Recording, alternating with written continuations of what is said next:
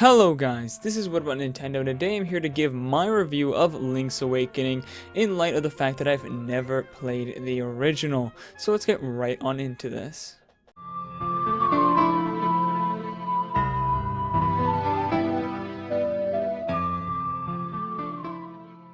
Just last month, Nintendo released the Link's Awakening remake for the Nintendo Switch. As a major Zelda fan, I definitely have been playing through the game, and I've finally beaten it. Since I never actually got to play any of the Game Boy versions of the game, this is actually my first time ever beating Link's Awakening. As such, I thought I'd do a review of the game from the perspective of a new player, and give my thoughts on how it compares to other Zelda games. Keep in mind, there will be spoilers in this video, so if you don't want to be spoiled, leave the video and watch it after you've beaten the game. Story and atmosphere. Let's start by talking about the game's general story and atmosphere. Story-wise, I think the game is excellent. It does a great job of keeping you intrigued in the mystery of the island and the windfish. At first, the game really makes you feel like it's a good thing to go around and beat the bosses, gather the instruments, and wake the windfish. After all, you gotta get off the island somehow. However, over time you get more and more hints about the truth of the island. Slowly, you start to realize that not everything is as it seems, and you start to question if you're really doing the right thing by waking the windfish and making the island disappear. Along your adventure, you meet many charming characters, and even though you may grow attached to them, you realize the only way forward is to make them disappear. The connection between Marin and Link is especially obvious, and her asking Link to make sure to never forget her definitely pulls on the heartstrings once you realize what's really happening. In the end, I was even reluctant to wake the windfish at all because I didn't want to make the characters disappear. I also loved the final cutscene of the game. I loved the anime style they went for, just like the opening cutscene, and the amazing music combined with the shots of the island slowly disappearing really hit me in the feels. Overall, I'd say the story is one of the strongest stories in the Zelda series, at least for the 2D games. It's really good. As far as actual atmosphere goes, however, it's just okay. This is something I think the 3D games definitely have over the 2D ones. There's just a sense of atmosphere in those games that I haven't really felt in any of the 2D ones. I will say, however, that this may be partially due to personal taste. I really enjoy a darker tone to games, and that isn't what this game is all about. It's a lighter mood, more happy-go-lucky game. It does have a very sad and mysterious undertone, but it doesn't come close to being as good as something like Ocarina of Time, for example, in terms of atmosphere. Next, let's talk about the music. Surprisingly enough to even myself, I'm kind of mixed on the music in this game. Sure, the music is absolutely incredible, and each song is beautifully orchestrated, but there's not that much of it. Most of the overworld has the same music, and most of the dungeon soundtracks feel pretty samey. It's only really the towns and a few select areas that change it up. However, those areas sound absolutely fantastic, and there's no mistaking that every song in the game is extremely high quality. Overall, I'd say the quality of the music itself is some of the best of any Zelda game, with the actual variety of amazing songs is more middle of the road. Dungeons and bosses.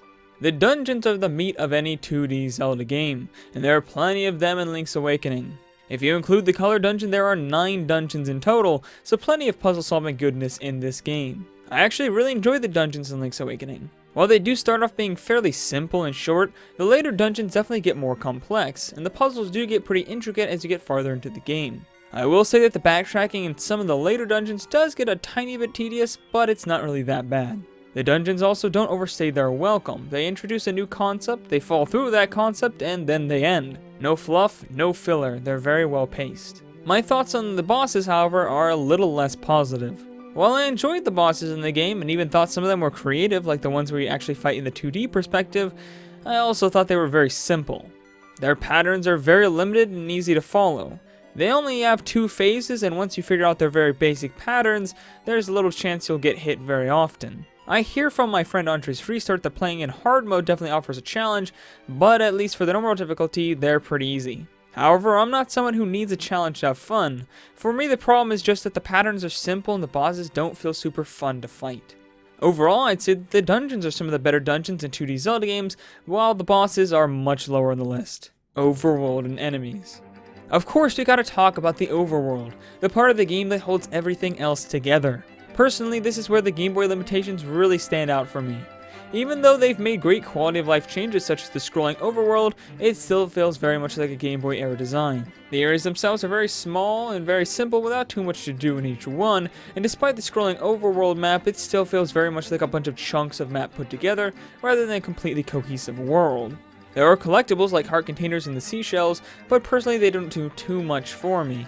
Their containers aren't really that hidden for the most part. It's more of a matter of remembering where they are by marking them on your map, and then coming back and collecting them once you have the necessary item to do so. As for the seashells, many of them are too well hidden. The seashell detector is almost necessary to get them all. There were too many times where I was at a complete loss to how you would ever know there was a shell in there without using the detector.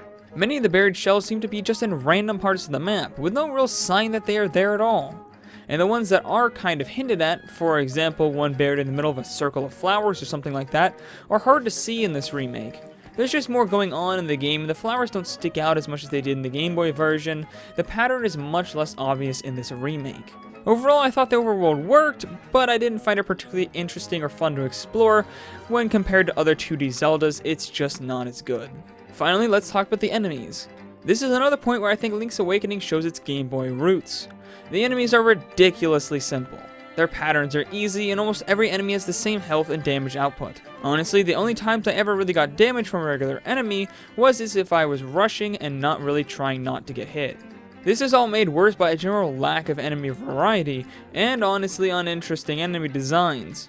The game is full of reskins, and the amount of actual unique enemies isn't very large. The designs for enemies just don't look that appealing either. That is the only thing I think actually turned out bad about the art style of this game. It's just how boring and simple the enemies look. In summary. Taking everything together in summary then, I think Link's Awakening is definitely a very good 2D Zelda game, but it's far from the best for me personally. While the story and dungeons are great, the music is held back slightly from a lack of variety, the enemies and bosses are lackluster, and the overworld is just a bit more than competent. I'm not a huge fan of number scores, but I'd give this game an 8 out of 10. It's definitely good, but it's a few points from great. But yeah guys, those are just my thoughts, my review of Link's Awakening on the Nintendo Switch. If you've played the game and beaten it, or just played it at all, let me know what you think of the game down in the comments below. Are you enjoying it? Do you agree with my problems to the game? Do you agree with what I liked about the game? What do you think? Let me know down in the comments below.